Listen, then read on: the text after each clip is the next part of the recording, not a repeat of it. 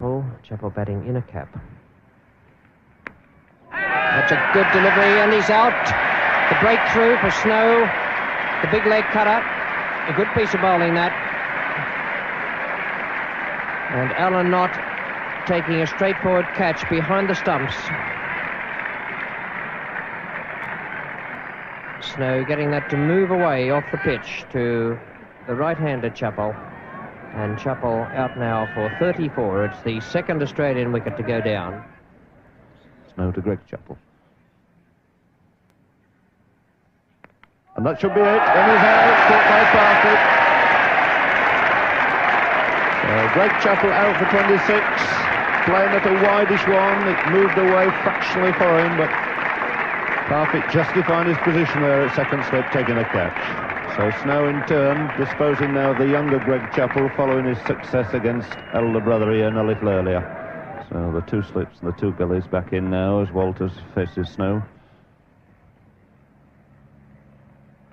And that should be it, and this Parfitt's caught another, and Walters is gone. John Snow's third wicket. And Walters once again, and not for the first time in this series, not really behind that ball from John Snow. Thickish edge. Parfitt justifying his selection.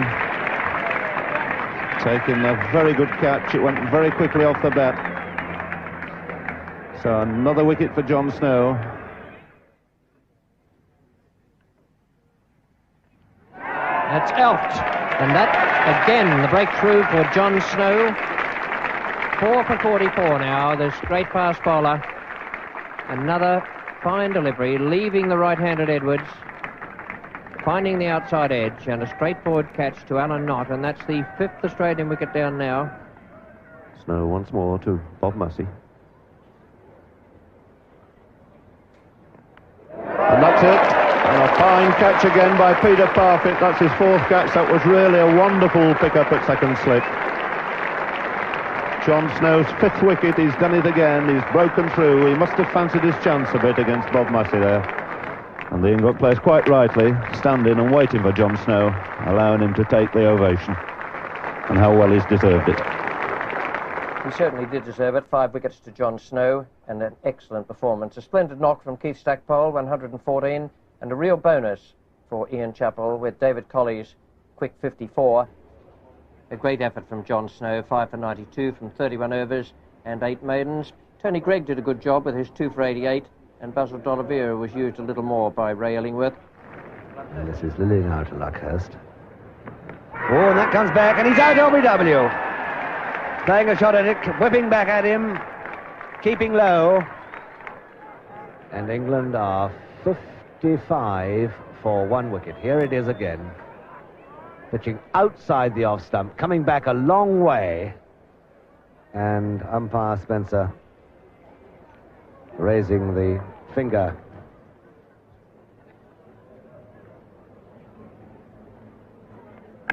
Oh, and that's dangerous, and that's out. Caught Marsh. Edrich going for the hook shot. The ball coming onto him a little bit quicker than he expected. Caught high up on the bat. And not a difficult catch there for wicketkeeper Marsh. Just had to run some 6 or 7 yards. The ball was in the air some little time.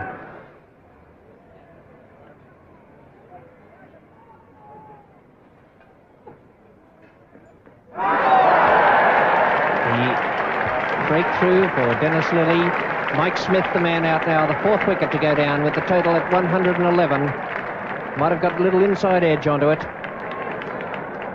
And he comes out now, Mike Smith out for 17, bowled by Dennis Lillee.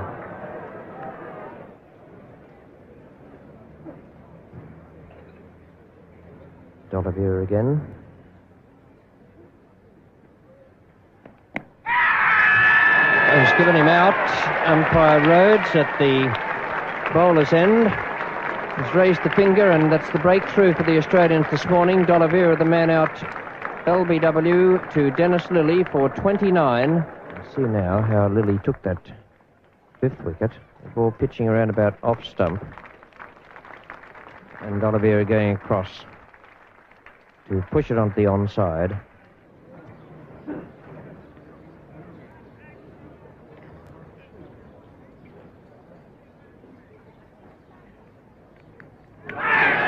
And that's out, and he's come straight on and taken the wicket of Norman Gifford. So let's see this wicket for Bob Massey coming on in his second ball. Good length ball outside the off stump. Nothing at all happened to it. You see Gifford simply playing inside it.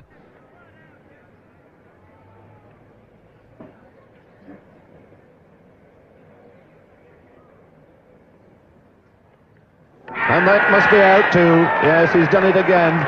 And that one moved just fractionally away from Alan Knott, and Marsh took another catch, and England in a whole heap of trouble here now.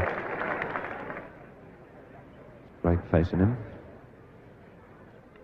Askin and caught behind on the leg side this time. Well, a trifle unlucky there, I thought, Tony Greig. That ball hardly moved at all. Certainly off the face of the bat. So let's see yet another catch by wicketkeeper Marsh. Ball pitching outside the offside. Outside the leg stump there. And off the full face of the bat and hardly moving at all.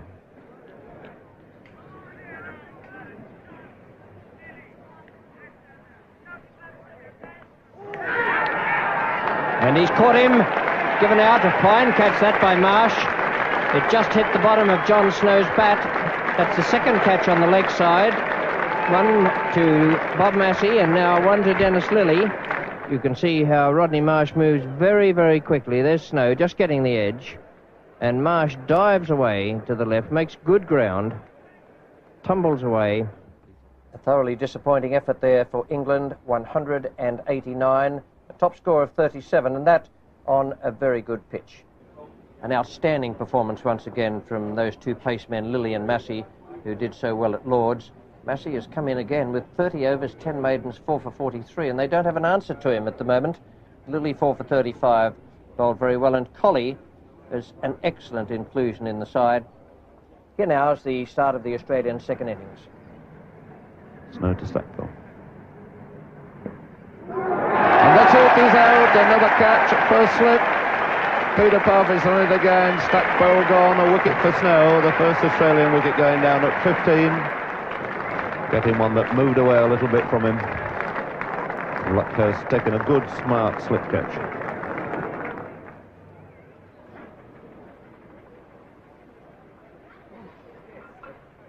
Bowl him, putting it on outside, from outside the off stump.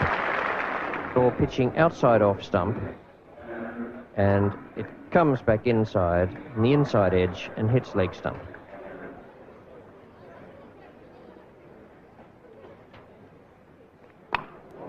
That's Gifford under it.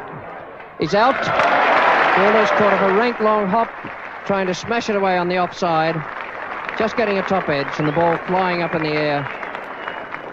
Let's see here how this one landed well outside off stump. Walters slashing away. And there's Gifford going back for it now. He puts his hand up to try and judge and keep the ball out of the sun. Takes it quite comfortably in the end. That was a real sacrifice by Doug Walters, but it allowed Ian Chappell to close the innings at 4 for 324, leaving England 9.5 hours to get 451. Wasn't an impossible target, but the way they batted in the first innings must have given the Australians a great deal of hope. John Snow toiled hard once again, 24 overs, 1 maiden, 3 for 94. Lolita Smith. And he's out! LBW. And it looked to me as though Mike Smith completely lost sight of that. Extraordinary dismissal. It was very much a last-second stroke. He just didn't seem to see it. Peter Parfitt. Solid, sensible piece of defiance here by Parfitt. Now facing Lillee. Oh, the end of Parfitt. And that, I should think, was a very good ball indeed. So now another look at the fall of Peter Parfitt. Yes, he got his bat tangled with the top of his pad. After that dismissal, Basil D'Oliveira and Tony Greig batted for 3 hours for a match-saving partnership of 89.